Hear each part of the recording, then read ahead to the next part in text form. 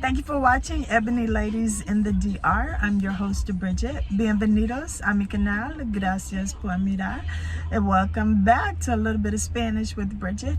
I am in the United States so that I can vote tomorrow. And ayer fue un día largo.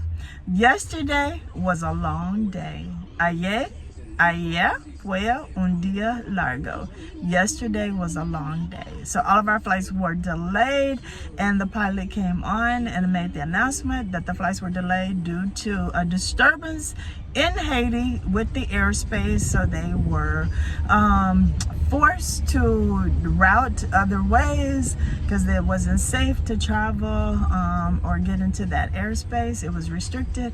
So ayer fue un día largo. Yesterday was a long day. That is your little bit of Spanish with Bridget for today. Thank you for watching. Be sure to hit the like, subscribe, and share button. Don't forget, every Thursday, 9 p.m. Eastern Standard Time, right here on YouTube. And turn on your notification bell. See you tomorrow for more Spanish.